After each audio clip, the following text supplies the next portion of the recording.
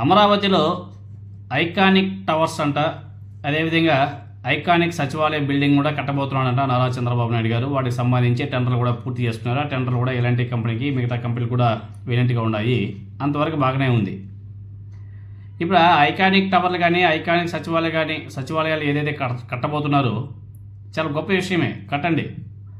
ఎందుకంటే నారా చంద్రబాబు నాయుడు గారు ఎన్నెన్నో చేస్తున్నాడు పాపం. అమరావతిని ఏదో చేసేద్దామని చెప్పేసి ఎన్నెన్నో ప్రయత్నాలు చేస్తున్నాడు. లక్షల కోట్ల డబ్బులంతా కూడా అక్కడ వెళ్ళి కుమ్మరిస్తున్నాడు. అది సక్సెస్ అవుతుందా లేకపోతే ఫెయిల్యూర్ అవుతుందా అనేది పైన దేవుడే నిర్ణయించాలా, చూద్దాం. మరి కాలమే నిర్ణయిస్తుంది. ఎనీహౌ, అక్కడ ఐకానిక్ టవర్ల నిర్మాణానికి ప్రయత్నాలు అయితే చేస్తున్నారు కదా. ఐకానిక్ టవర్ నిర్మించాల్సింది ఎవరైతే టెండర్లని సంపాదించుకున్నారో వాళ్ళు కట్టుకుంటారు, వాళ్ళ పని వాళ్ళు చేసుకుంటారు. ఆ కట్టే వాళ్ళకి స్టీల్ని ప్రభుత్వం ఇవ్వడం ఏంటి మనకైతే అర్థం కావడం లేదు. చాలా తమాషగా ఉంటుంది. ఈనాడు పేపర్లో రాశారప్ప, పెద్ద కథనం, తాడికాయ తక్షాధర అయినారప్ప. ఐకానిక్ టవర్ల నిర్మాణానికి గతంలో తెలుగుదేశం పార్టీ ప్రభుత్వ హయాంలో 2703 కోట్లతో టెండర్లు పిలిచారు. వైఎస్ఆర్ కాంగ్రెస్ పార్టీ ప్రభుత్వం 3 రాజధానుల వైఖరి కారణంగా ఇప్పుడు అంచనా వ్యయం 73% ఎగబాకింది. ప్రస్తుతం మొదటి ప్యాకేజ్ కింద 1126.5 కోట్లతో జిఏడి టవర్ నిర్మాణం, రెండో ప్యాకేజీలో 1897.86 కోట్లతో 1-2 టవర్లు, మూడో ప్యాకేజ్ కింద 1664.45 కోట్లతో 3-4 టవర్లు నిర్మించనున్నారు. ఐకానిక్ టవర్ల ఆకృతులను డయాగ్రిడ్ విధానంలో పోస్టర్స్ సంస్థ రూపొందించింది. అన్నింటికంటే ఎత్తుగా నిర్మించనున్న GAD tower basement, ground floor కాకుండా 47 అంతస్తులుగా నిర్మించబోతున్నారు. ఇందులోనూ ముఖ్యమంత్రి కార్యాలయం రాబోతుంది. దీని టెర్రస్ మీద సీఎం ప్రయాణాల కోసం హెలిప్యాడ్ కూడా నిర్మించబోతున్నారంట. మిగిలిన 4 హెచ్ఓడి టవర్లను 39 అంతస్తుల చొప్పున నిర్మిస్తారంట. ఐకానిక్ టవర్ల మొత్తం విస్తీర్ణం 68.88 లక్షల చదరపు అడుగులంట. తర్వాత 68,000 టన్నుల స్టీల్తో నిర్మించబోతున్నారంట. ఈ డిజైన్ కోసం దాదాపు 60,000 టన్నుల స్టీల్ అవసరం ఉంది. దీనికోసం సిఆర్డిఏ అధికారులు ఇటీవల రాయగడలోని ఉక్కు పరిశ్రమను సందర్శించారంట. 60,000 టన్నుల స్టీల్ కావాలంటే ప్రభుత్వానికి ఏం పని ఉందండి?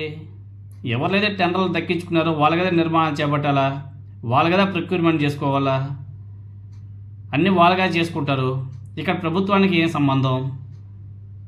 60,000 టన్నుల స్టీల్ అవసరం ఉంది. దీనికోసం సిఆర్డిఏ అధికారులు రాయగడలోని ఉక్కు పరిశ్రమను సందర్శించారు. దీంతోపాటు కర్ణాటక రాష్ట్రం బళ్ళారిలోని జిందాల్ కర్మాగారం, తమిళనాడులోని తిరుచిరాపల్లిలోని ఎవర్స్ సెండ్ కంపెనీకి చెందిన వర్క్షాపులను పరిశీలించారు. రాయగడలో స్టీల్ కొని బళ్ళారి, తిరుచిరాపల్లిలో ఫ్యాబ్రికేట్ చేయాల్సి ఉంది. అక్కడి నుంచి అమరావతికి తీసుకొచ్చి నిర్మాణంలో వినియోగించబోతున్నారంట. ఇదేంటండి ఇది?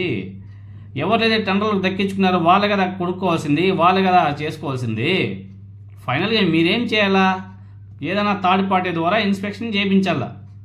కొనే ముందు ఏ మెటీరియల్ అయినా సరే ప్రొక్యూర్మెంట్ చేసే ముందు థర్డ్ పార్టీ ద్వారానో లేకపోతే గవర్నమెంట్ అఫీషియల్స్ ఎవరో వెళ్ళి ఇన్స్పెక్షన్ చేయాలి. కానీ మీరే వెళ్ళి ప్రొక్యూర్మెంట్లో ఇన్వాల్వ్మెంట్ అయిపోతే ఇంకా వాళ్ళ టెండర్లు వేసిన వాళ్ళకి రోల్ ఏముంది? ఇంకా స్టీల్ ప్రొక్యూర్మెంట్ చేసిందే కాంట్రాక్టర్ పని కదా. ఎందుకంటే ఆల్రెడీ వాళ్ళ కాంట్రాక్ట్స్ వెళ్ళిపోయాయి. వాళ్ళ టెండర్లో వాళ్ళకి మీరు అలా చేశారు. ప్రభుత్వం స్టీల్ కొనిస్తే ఏంది ఇక్కడ? ఇంకా మీరే కొనిచ్చి మీరే అన్నీ చేసేట్టుగా ఉంటే ఇంకా కాంట్రాక్టర్ ఎందుకు? మీరే ఇక ఎవరో పెట్టుకొని పని చేయించుకోవచ్చు కదా. మళ్ళీ దానికి టెండర్లు ఎందుకు? అవి ఇవి అవసరమా? అంత ప్రాసెస్ అవసరం లేదనుకుంటా. మీకు నచ్చిన వాళ్ళకి ఇచ్చేసేయండి, వాళ్ళని అట్లా బూచిగా పెట్టండి, మీరే కన్స్ట్రక్షన్ చేసుకొని మీరే ఏ విధంగా అయితే 2014 నుంచి 2019 మధ్యకాలంలో ఆ పోలవరం డ్రామా ఏదైతే నడిపించారో సేమ్ అలానే చేయించుకోవచ్చు కదా. మీ వాళ్ళకి అన్ని కాంట్రాక్ట్ ఇప్పించుకొని మీరే చేయించుకోవచ్చు కదా. ప్రాసెస్ మొత్తాన్ని కూడా వీళ్ళకి అనుగుణంగా వీళ్ళు మార్చేసుకుంటున్నారు. ప్రాసెస్ ఎలా ఉంటుందంటే టెండర్లు దక్కించుకున్నాడు కాంట్రాక్టర్, వాళ్ళు ప్రొక్యూర్మెంట్ టీమ్ సపరేట్ పెట్టుకుంటారు, ప్రొక్యూర్మెంట్ చేసుకుంటారు. తర్వాత అక్కడ నుంచి డిస్పాచ్ అయ్యే ముందు ఏ థర్డ్ పార్టీ ద్వారానో లేకపోతే వీళ్ళ అఫీషియల్స్ ఎవరో వెళ్ళి అక్కడ ఇన్స్పెక్షన్ చేసి మెటీరియల్ ఓకే అన్నీ పర్ఫెక్ట్గా ఉంది అని చెప్పేసి ఒక డిస్పాచ్ నోట్ ఒకటి ఇచ్చేసినారంటే వాళ్ళు డిస్పాచ్ చేస్తారు, అయిపోతుంది. ఇక ప్రభుత్వాలే అన్నిట్లోనే ఇన్వాల్వ్మెంట్ అవుతుంటే మరి ప్రభుత్వం ఏమన్నా సరే ఆ స్టీల్ కొని ఆ కాంట్రాక్టులకి ఇప్పిస్తుందా ఏమో తెలియట్లే.